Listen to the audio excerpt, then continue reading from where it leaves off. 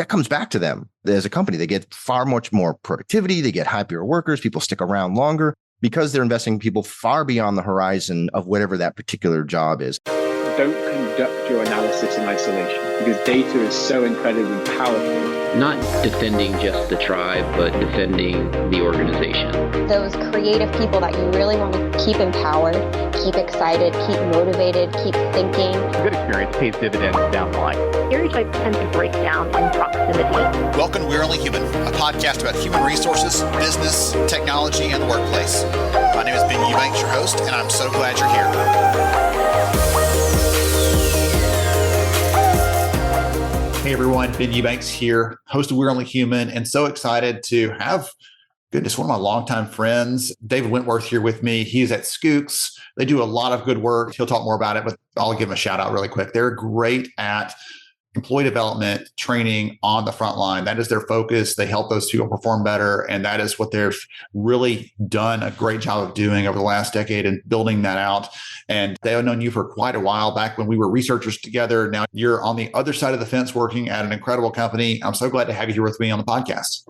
Thank you so much. As a fellow human, I'm very happy to be here. And yeah, it's great. We worked together briefly years ago. I don't even want to say how long ago because it hurts. But yeah, we've known each other for quite a while. And I love running into you at all the various events and having conversations. And now we're going to sort of do it in a professional way. So yeah, looking forward to it.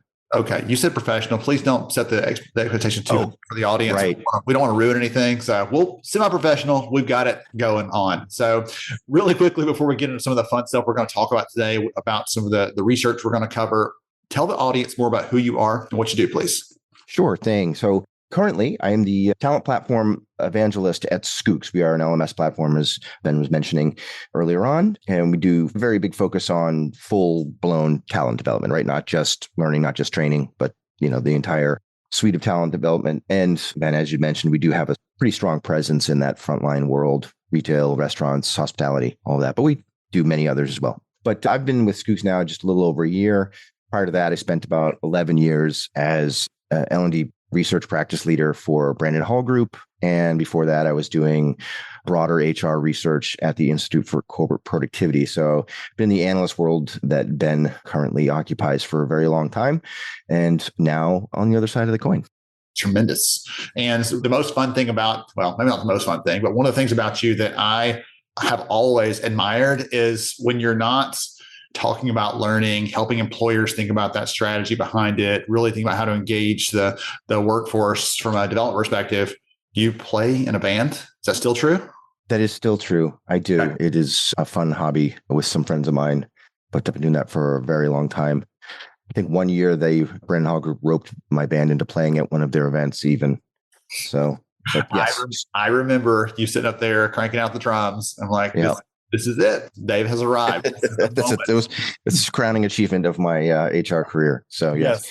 But listen, we don't need to go back and forth on this, but I feel like that to me is ridiculously simple. You're the guy that gets up early and runs and hikes. And I remember how many children do you have now? Very many small children at the same time while you're doing all of this. So far more impressive to me, but oh goodness. Well, as someone who has zero musical talent, that's what I appreciate. So, all right. So you and I are here today because recently we worked with the Schoox team on a piece of research around frontline worker development. How do we get them prepared for learning? What are the barriers that keep them from being effective at picking up new skills for their jobs? All of those kinds of things. And this is the thing that you and I both are very passionate about because number one, almost all of us listening in have had a frontline job at some point, usually early in our career. So we have some awareness and some appreciation and empathy for those people doing those jobs, but also because it is such a difficult and different type of animal compared to what it is for someone sitting in an office, sitting at a desk, how they learn, how they develop skills. It's just a very different sort of approach. So I'm going to start us off with some big questions. We'll kick this around and give the audience some good ideas and takeaways and things from the research, because I think there are some ideas. If any of you out there have people that are present at a job, and they have to be to do their work, they're going to have the problems we're talking about today. And we're going to give you some ideas, suggestions, and points based on data on how to fix that. So to kick us off, Dave, what are the biggest pain points for frontline workers when it comes to learning? Well, I mean, There's so many. I think the first thing that comes to mind is just a broader observation is that in the work that I've done in the past, the work that you do, and you can agree or disagree with me, but I feel like analysts and the industry as a whole, L&D as a whole, we tend to default to that person that you described, the sort of white collar sitting at a desk in a building 9 to 5, whenever we think about the concepts of learning at work and what work really is. And we sort of default to that position. These are the people we're talking about. When research says 80% of organizations, that word organization brings to mind a bunch of people sitting at desks, sitting in meetings, doing these things. But really, that's sort of like the easiest audience in the world for all of this stuff. That's like the least resistance there is. And meanwhile, groups like retail workers, frontline, these deskless workers, manufacturing, they sort of get brushed off as, well, that's just training and it's high turnover, so we don't have to pay as much attention. But to me, it's like these are the audiences that need the most focus. It's the most challenging because they have all the same issues that the other audiences have. But on top of it, they are deskless, they are dispersed, they are typically younger, and it's very fast paced. So I feel like if you can solve all of those challenges, the other challenges sort of almost become secondary. So on the one sense, I think one of the biggest challenges is that the deck almost seems stacked against these particular audiences from the get-go. Now, in a practical sense, doing the job, I think just in describing it, the challenges become pretty apparent, right? Is that they don't have this opportunity to have set time for specific kinds of learning and training because they are deskless, but they also, it's sort of trial by fire, right? If you're coming into a lot of these jobs, and if the learning is sort of onboarding when you first get on, you're learning the entire job. Right? You're learning it from A to Z, not just, I always use the example, if you're hiring a software developer, that person knows how to develop software when they walk in the door. If you're hiring somebody for a retail chain or restaurant, chances are they maybe haven't worked in that environment before, and they have to learn the entire thing in a short amount of time. So that's also a big challenge. And I think you'll probably bring this up too, but we saw it in the research, but you could see it just from talking to folks is, if you're doing a good job of teaching them the skills they need, they don't really get a chance to actually practice that before they're put to the test. And I think that's super challenging. Yes. So those are the ones that I think of. I'll say that was one of the big ones that we saw in there, especially for people who are new in their jobs, was the biggest challenge they told us was, I don't have time to practice all these things you've taught me. You're going through this training, you got an instructor, they're walking me through these things, or I'm taking a course or a piece of content as I'm in my early days. But the hardest part is no one says, okay, let's let you wait this table before you actually do it. Or let's let you test what it's like to do this thing in a retail capacity before you actually have to do it in front of a customer. You're like, nope, you've been trained and now you're live. And it's like, we just flip the switch and throw you in and hope for the best. And that creates a lot of stress, a lot of difficulty for those workers. Yeah. I mean, you're dealing with a very high turnover environment. And I think a lot of people just resign to the fact that, well, it's just high turnover. That's just how it is. But wouldn't you like to at least try to reduce that? And if you think about it, if you're trying a new skill and you fail, but you fail at practice versus you fail in the moment, how you internalize that, how you feel about that, and how you carry on from that is a lot different, right? So now you've already created this environment where someone's like, I'm not really thrilled about this experience. I'm not having a good time. I don't feel supported. I don't want to be here. And we sort of accept that as the default position for some of these frontline roles of, well, most of these folks don't want to be here in the first place, which is crazy. Like, why don't we make it a place that they want to be, and let's help and support? So, and I know it's easy to talk about these things theoretically, as you and I do, because we're not running a store, we're not running a restaurant. We understand that there's other parameters and variables, and it is hard to figure out how to allow practice to happen. But I feel like it's a valid effort to try to figure it out, right? Because the payoff of your people are just going to perform better. They're just going to be better at what they do. They're probably going to be happier about it. And in the long run, that's going to save whatever cost there is in carving out that practice time. I feel like would be covered completely and then some. Yes. Okay. So we talked about practice. The number one we actually skipped over. The number one thing that frontline workers told us in the research when we surveyed them that was a challenge when it comes to learning new skill was actually time constraints, conflicting work schedules. I'm trying to fit all these things together, and I don't have time to pick up this new skill, even though I know that I probably have this gap, this deficiency. I'm not able to perform my work fully without asking questions or running into challenges. And yet I don't have the physical time to actually go and learn this new skill. And that's the number one reason that both workers and employers told us blocks frontline workers from picking that up. So that's a big priority. And again, just like you said, Dave, like we know that it's not as simple as, well, let's snap our fingers and just create some more time for them. That doesn't happen. It's not that easy to do. But if we're thinking about how we structure things, that does matter. I worked with a company recently and they completely redid their onboarding because they had done almost everything in a synchronous, we're all doing this as a group, cohort sort of thing. And the way they played it out, it took a couple of days to get all the training to their new people. And they started looking at that and realized, you know what? Instead of sticking them here all this time and just unplugging them from work, let's give them little pieces of this. Some of this can be done asynchronously. Let's bucket this stuff so that the similar content is at similar times. And they reduced the amount of time people had to spend onboarding and sped up the time to get them into the workforce, into the workflow, letting them actually put their hands on the job and get to work instead of keeping them out of that for a period of time. So there's some things like that where it comes to let's redefine, redesign how we're doing some of these things to get them up to speed quickly. And that may help us to overcome that a little bit, at least in the early days for people when it comes to getting them in. Anything else you want to share on the time constraints, the work schedules piece? Well, yeah, I mean, we have to be honest with ourselves, right? We're talking almost completely about hourly employees, right? So every minute is accounted for as a cost in some way. So that mindset makes it difficult for a business owner, a leader to make that carve out because that's just how they have to think about these things.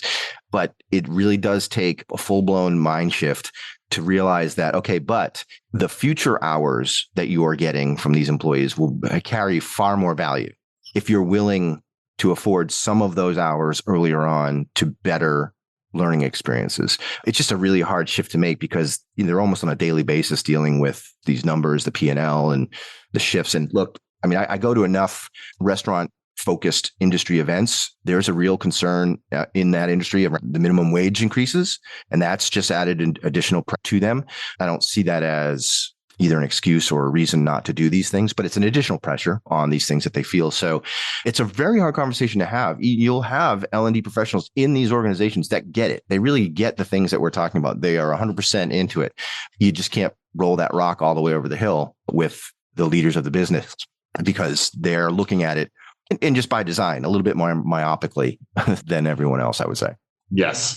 One thing I meant to do at the beginning, and that this might help a little bit as well in this bigger conversation, is we're talking about these things like training, like it's its own thing, like it exists in a vacuum. But the ultimate goal, Dave and I both believe this, the ultimate goal of training is performance. We need to be developing people so they can perform and do their work well. And one of the things we saw in the research is when someone told us, when a worker said, my company gives me the right types and the right amounts of training, they were more than twice as likely to say, I know what the expectations are for me at the job. I know what my leaders want me to do, my performance. Like they understand all those things with great clarity.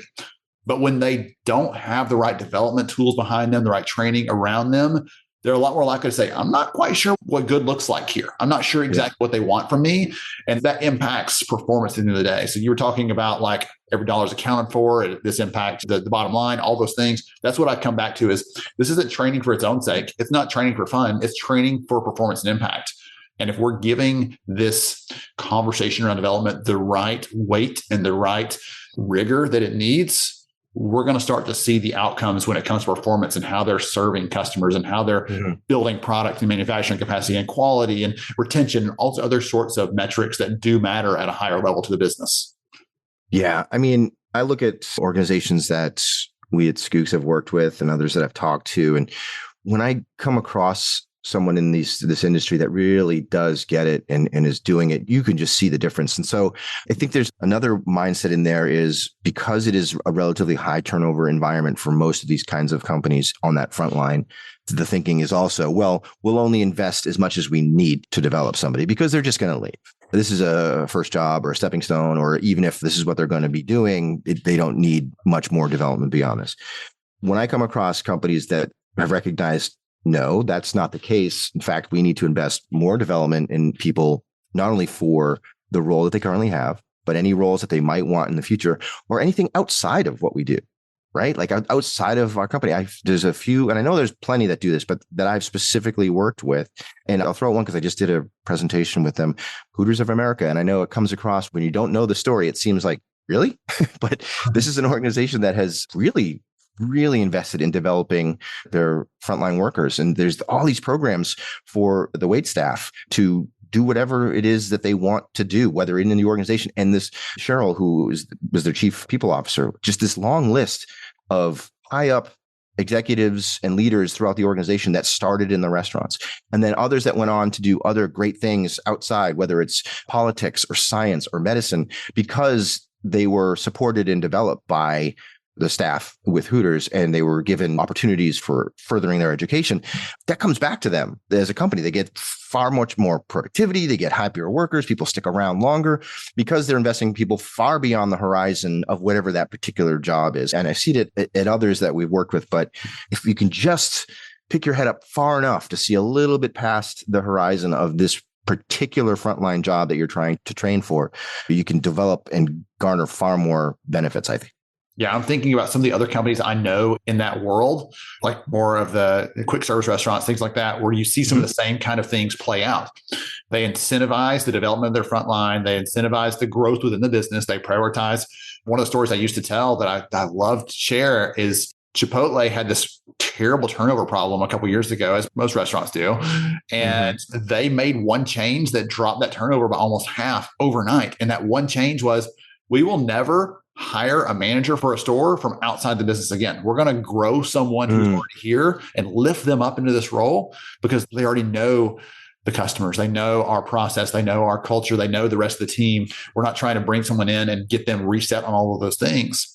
And they said, listen, it's too costly from a business perspective to keep turning over the person who manages the team schedules, who deals with the big customer problems, who manages the inventory. It's too costly to do that. And so we need to find a way to address it. And they've leaned in there. And that was funny because I mentioned that at an event last year.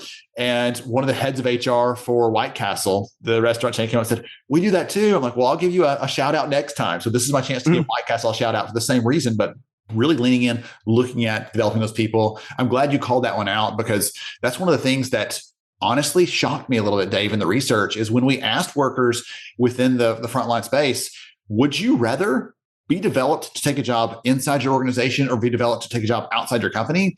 There was a considerable amount of interest to say, I want to stay here if the opportunity is here. If the opportunity presents itself, I'd love to stay in this organization and excel and be great. But all the work we're doing from a development perspective is not always clear to them. They don't always see the paths. And so that was one of the things that was surprising to me, but also a little bit of okay, we've got to do a better job of making sure to make those transparent what the opportunities happen to be, because if they don't know, they can't opt in to take on. Exactly. Yeah. Another great example of Sonesta hotels, right? They have a bunch of different hotel brands all over the world. And right from the get-go, when you're hired, they present you with, I think it's something like 24 or more career paths. Like, look, here's your job today. This is what we're going to start with, but you can go in any direction. It's up to you. And from the get-go, they realized that these are possible. And if you want to follow them, they will support you and show you how to get there. And I think the one interesting thing about all of this too, is the companies that are really good at this and looking at the future and supporting and developing, they also recognize that there is a significant portion of this population that doesn't necessarily need that they're there for the job that they have and they're happy or content or whatever it is. And we have to recognize that and not make it seem as though if you don't pursue some of these development opportunities, then that's somehow a negative and that's bad. And we're not going to support you, or you don't have support because you're not trying to grow and be something. So being able to balance that where you're like, listen, if whatever the future you think holds for you, we will help you. And if you just need to get through this, we're going to support you there too. I hear it time and time again. There's like Sport Clips is very careful whenever they talk about their stylist. They never say just a stylist, because that's a very easy thing to default to, right? We start talking about these, oh, you could be an executive here, you could be a leader here, a manager here. But if you want to be just a stylist, they don't say that because that is enough. It isn't a just. This is something that you've become very good at, and this is what you want to pursue. So it's being able to balance that, I think, is a critical thing that also gets missed, maybe sometimes in the fervor to get to the things that you and I are talking about. Yes. Well, I talked to the CHRO for Baylor University recently, and one of the things that she said that floored me, but it's so true, but it was just so powerful, is there is great dignity and value in someone saying, I know enough about myself that I would not be a great manager, but I want to be a great subject matter expert, an individual contributor. And we should celebrate that when someone says that. We shouldn't say, oh, right. And that's exactly what you're talking about there. Like, just a stylist? No, like, heck no, I don't have the skills personally to be a stylist. I don't have that ability to do that. So someone can, I respect them highly because they have some ability to do something and make someone look incredible. And I don't have that at all.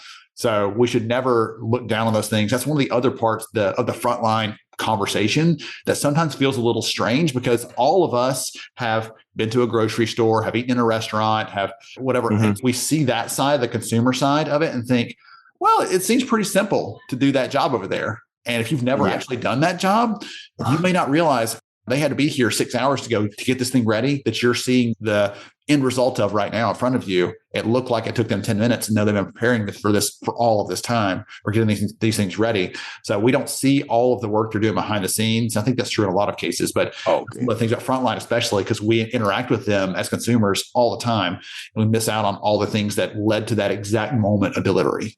Listen, I feel like if you put us together, the decades of research and presentations and webinars and things that we've done, put it all together, it all pales in comparison to one experience working in one of these environments at some point in your life. It teaches you so many things about what you want, what you don't want, how to treat people, how people get treated. It's vastly important. And I think that's one of the issues too, is you get folks like my age and older who are making a lot of the decisions that are being made, maybe either didn't have that experience or had it so long ago that they are in that mindset of, oh, it's a young person's first job, temporary. Let's just treat it that way. But I mean, like, again, going back to these events that I've been to, these industry focused events, like your average quick service, fast casual restaurant worker, the average age of the first time employees has crept up pretty remarkably over the years. And it's not teenagers by a long shot. Yeah. My wife and I went out for our anniversary dinner the other night, and our server, if she wasn't 60, she was probably close. And she was absolutely incredible. So wonderful. But I was like, it was fun because she was just chatting a little bit like, oh, cool. Congrats on this year. Like, this is how many years I have. And I could connect with her in a different way than I could connect with someone who's 17, who's like, oh, cool. Congrats. It was just a different sort of interaction. So I love that. So we've talked about retail. We talked about food. We talked about, you get a hospitality example there. I'll throw another one out there really quickly that just is a fun connection to me. I was talking to a leader. They're a nonprofit, but they're in construction, Habitat for Humanity, Philadelphia. I was talking to their head of HR the other day, and we were talking through some of the things that their organization's shifting a little bit because of some things that are going on in the area. Like, if all the space is bought up and you can't build a house for someone, well, what do you do as a company who builds houses for people? Yeah. So they're shifting to remodels on older homes. And she was talking about some of the skills of their people and how they develop them and how they're compensating them for those things. So I love all of the different ways and touch points that frontline workers are doing good work. And I was talking about construction specifically because I'm looking at the list in front of me. So for those of you out there listening, this research we've talked about so far, manufacturing, retail, hospitality, food and beverage, construction, those different spaces, those are the ones that we covered in this. And so we have some actual breakouts in the report. We'll link in the show notes. If you want to see, well, I'm in this space, what specifically happens for my workers here? Or how do other companies like ours approach this problem? Because I want to see how we compare and stack up. So we have some of those specific breakouts in that report. I was also going to touch on one other thing, Dave. I did not want to forget. We talked recently on a webinar about this and talked about the importance of mobile as a tool for development, for communication, for really getting into the hands of workers. Would you talk about the significance of that for a minute? Because that was one of the other things that's covered in that research report. If an employer wants to hear more about the importance there, but anything you'd like to throw in there real quick to highlight or emphasize that? Emphasize which? On the mobile piece. Sorry, mobile training, mobile learning as a... Sure.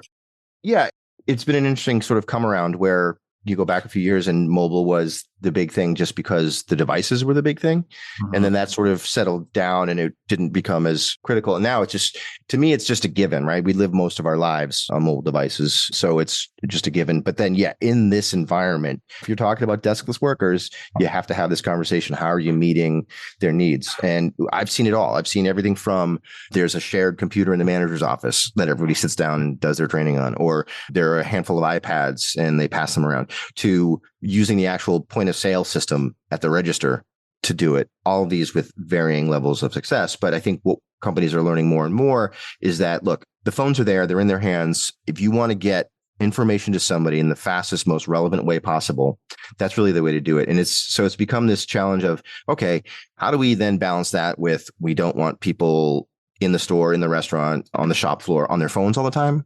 Right. So, okay, how do we make sure that they have access to what they need without the temptation or the distraction of having the phones handy? And then also how do we manage it in a way, because these are, again, probably hourly employees, that we're not either incentivizing them or straight up requiring them to take training outside of their work hours because they can access it on their phone. We've seen companies get in trouble with that kind of thing in the past. So on the one hand, it's critically important that whatever knowledge, learning, information, experiences you want to provide, you've got some sort of mobile solution for that, if not all of it, a lot of it. And then, okay, then how do we make that balance? How do we make it work? Excellent. Thank you I sprung that one on you a little bit, but I think that's such an important part of this bigger conversation where we talked about some of the challenges earlier, like how do we get in front of them? How do we get their time? Like one of the ways is don't make them go somewhere else. Let's bring it to them when we can. And I love, especially, even if you're like, maybe the training's hard to do, but communication as a way to put something into the hands of our people for safety reasons, for some announcement that's important. Some, hey, listen, the water main's out. We got to move over to this space, or don't use like any sort of thing. Just communicating with them so often is, well, someone stuck it up in the break room, so on a board, and I'm sure everybody has cycled through there and has read it and has signed off saying that they've read it. And we know that's silly to imagine and expect that. So there's a lot of value to putting things in people's hands and giving them a chance to consume it that way. Yeah. I mean, a quick example of Sport Clips, they came to us and said, look, we use the platform for our learning and everything, but we've actually realized it's our best tool for communication. They just use the platform for all their communication because we know people are there. We know they're in there, and we know we can reach them, and we can push if we need to, or they can access if they want to. And it keeps that, like you said, from having some separate environment that they have to go to get important information. And again, it's something that's almost subliminal in that way, but that's something that you touched on earlier, is it makes the whole learning experience part of the actual, just the job, right? Like, this is just what I do to do my job. Part of that is take this communication part of it is the learning, the training, but it's all part of the job. It's not separate. I don't have to feel as though I'm outside of my work parameters to try to learn this thing. I'm flashing back. I talked to one of the HR executives for Hawaiian Brothers, the restaurant chain, and they were talking about how they have competitions and things on mobile for some of their frontline employees just to get them engaged, just to get them to do something fun in front of and for customers, to make because their atmosphere is sort of tied into that and how they interact with customers at their stores. And so there's lots of things, whether it's directly like them, this is a fun thing, whether it's straight nuts and bolts, we got to share communications, or it's something broader on how we're doing training. Any sort of mobile piece is important there. All right. So Dave, if someone wants to know more about Schoox and the great work the team is doing, I've already mentioned, I think that I'll drop the link to this actual report, some of the research you and I have talked through, and a lot more than we even had time to cover here. I'll drop that into the show notes. But if someone wants to learn more about Schoox and the work the team is doing there, what's the best way to connect? I mean, clearly the website, schoox.com, that's schoox.com. It's like school with an X, but you go there and you can learn all about us. And there's plenty of great case studies, all these different types of industries. You can see how they're approaching learning in these ways. Obviously, Ben, you said you'd connect to the report. We also have links to that report and others on our site. You can also follow us on LinkedIn. We're pretty active and make sure everyone's aware of what we're doing. You can also follow me or connect with me on LinkedIn, and you can directly ask me any questions you want. I'd be happy to do that too. Perfect. Awesome. I was glad you mentioned yourself there. I was like, after someone listens to you here, they're probably like, Dave probably knows what he's talking about. He's got a little bit of stuff, a little bit of insight here after the years of research and chances interacting with these companies. And now being, again, on the side with Schoox, they are being able to talk to and support and work alongside so many incredible organizations in the work that they're doing. I remember the first time I saw the Sport Clips story and some of their case study, and was just super impressed with the approach the company's taken and their culture and some of those kind of things. And that is one of the things that I see. If you're one of those organizations that really, truly invests in and cares about your frontline workforce, that seems to be the kind of company that Schoox attracts overall. So it's a really cool sort of culture fit and connection there. So tremendous. Dave, always great to talk to you. Appreciate and respect the work that you do as always. And thankful that I had time to listen with you and learn with you and share as well. Listen, completely reciprocal there. I feel exactly the same way. So thank you so much. And I'm glad we got to connect, and looking forward to seeing you in person at whatever the next thing is. Cannot wait. Should be a blast. To everybody else out there, thanks for joining us today. Go out there, develop your frontline workers, help them perform better, and we'll catch you again next time on We're Only Human. Thank you so much for joining me on the show today. I'm honored to have you as a listener. If you enjoyed this episode, please take 10 seconds to rate it at iTunes, Stitcher, or wherever you listen to your podcast. Also, if you know a friend that could benefit from today's conversation, please pass it their way.